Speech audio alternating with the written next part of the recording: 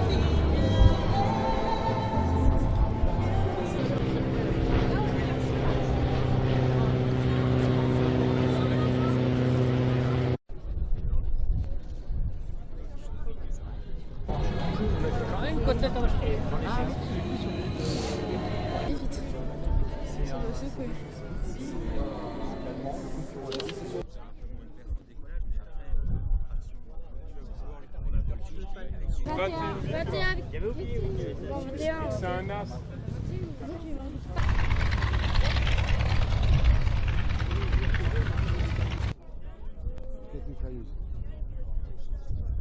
Il en a tué combien d'Allemands là 21. C'est l'avion ennemi, je sais pas. I remember the night and the Tennessee walls. Now I know just how much I lost. Yes, I lost my little darling the night that we're playing the beautiful Tennessee.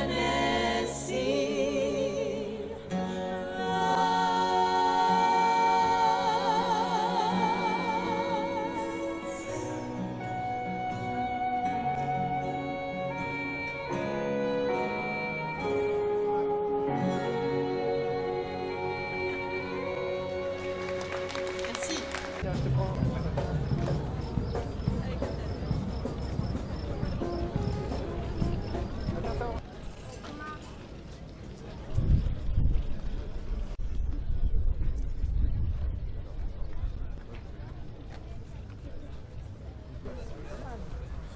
Il vole celui-là. Mais moi j'ai croisé, j'ai vu de loin.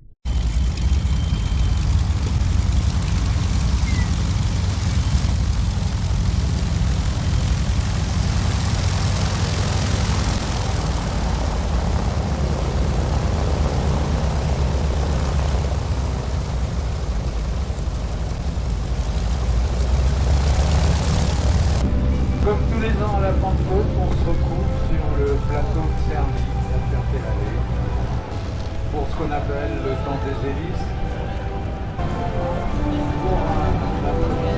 À 2 l'après-midi, aujourd'hui.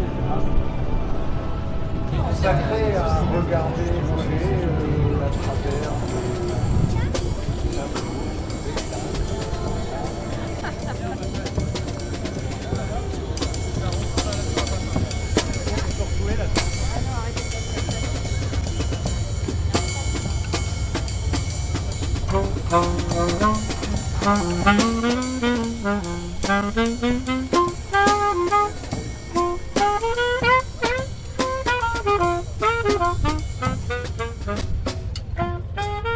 par exemple, on n'était pas chimiquement au même niveau qu'aujourd'hui.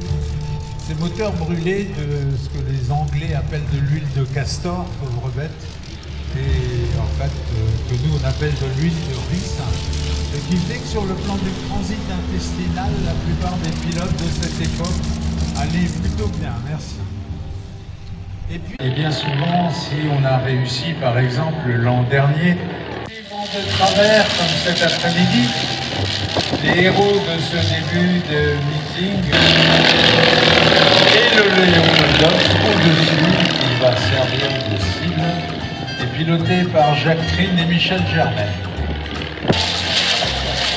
Regardez comment un pays danse dans les petites rafales de cet après-midi, du son de Mozart ou je ne sais quoi, et essayer de toucher l'aviateur d'en face qui, stupéfait et comprenant qu'il se faisait tirer dessus, alors que ce n'était pas dans les règles normales. Les membres du Léopoldov, Jack, Meghan Markle et le prince Harry, qui est aviateur, je le rappelle.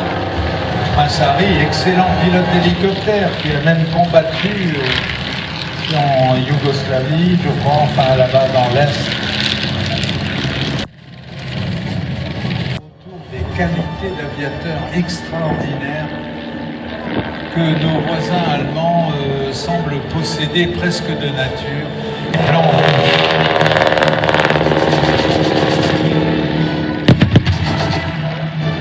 Et nous voici donc plongés en pleine ambiance. Et il avait quand même réussi à rentrer.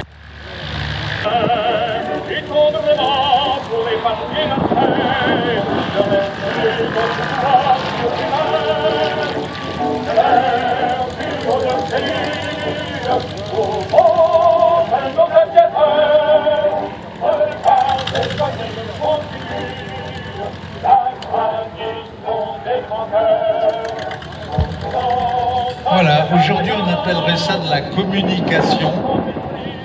À l'époque on appelait ça un peu de la propagande. En tout cas, tout le monde était fier de Gilmer et de cet avion extraordinaire, le Spatfly 5. Faire face!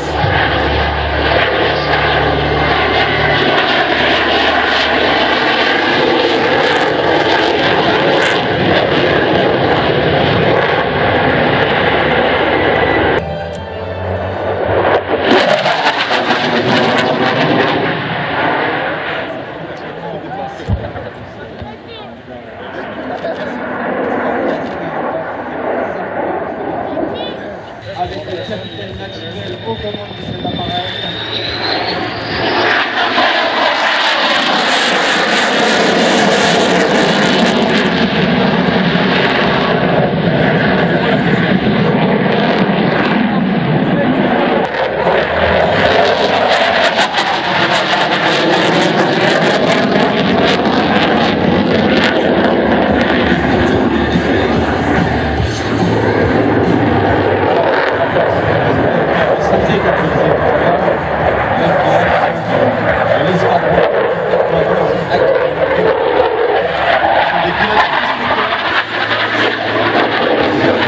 Comme bagage de pilote, elle avait une quarantaine d'heures de vol, pas plus.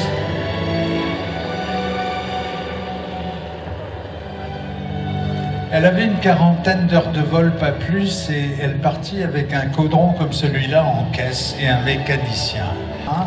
Elle décolla du terrain au pied des falaises monumentales, dans un G3 absolument sans de la cause des femmes, qui prétend qu'il il n'y a pas de boulot spécialement réservé aux hommes. Et dans le Pacifique en 1937, et on en reparlera tout à l'heure.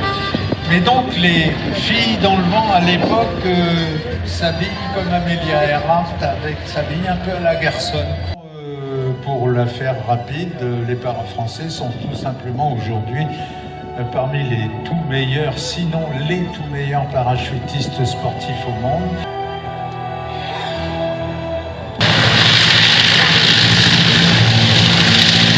Finira par disparaître en étant véritablement martyrisé, il n'y a pas d'autre mot. Ugo Junger, c'était un pionnier de la structure aéronautique métallique.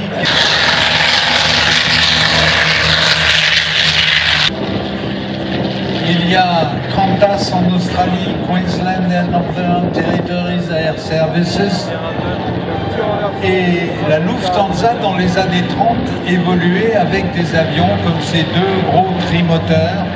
Avec un Ju-52 comme ça, vous partiez de Berlin-Tempelhof, cet extraordinaire aérogare.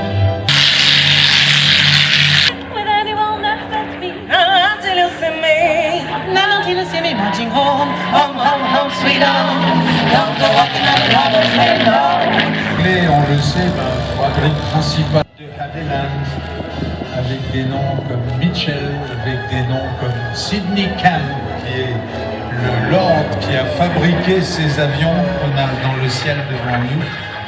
La grande industrie aéronautique anglaise est aujourd'hui un petit peu... Alors le bleu foncé qui est au-dessus de nous est piloté par Bruno Ducreux de Dijon, alors que le gris et jaune aux couleurs de la Royal Navy.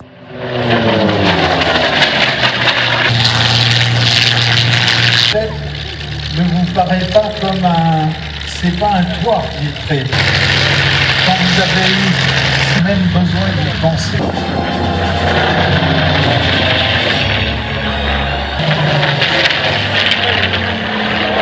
En 1935, voté par Richard Grace.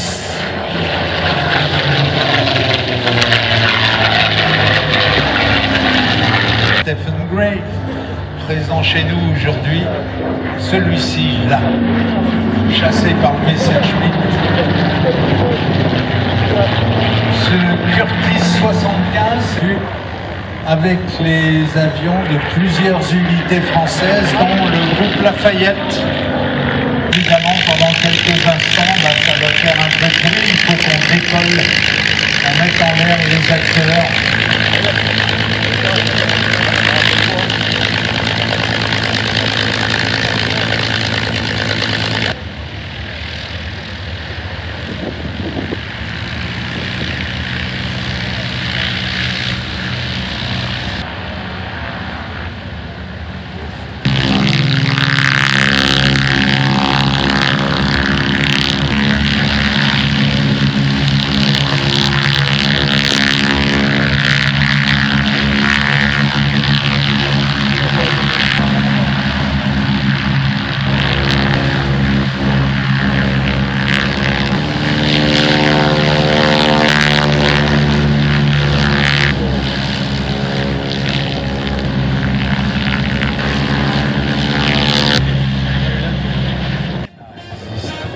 Des spectacles qui permettent...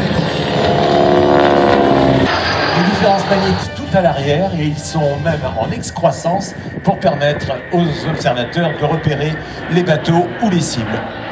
Une soute qui est ouverte. À l'intérieur de cette soute, on y met une quantité industrielle. C'est un Morin de Paris qui a servi aussi bien à la liaison qu'à la formation des équipages.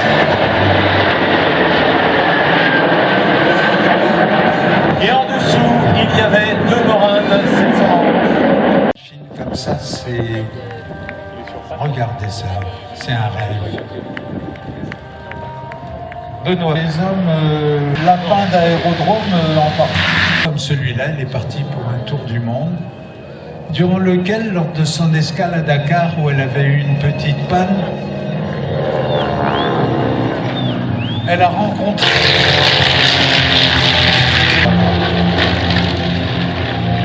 La Suisse avait acheté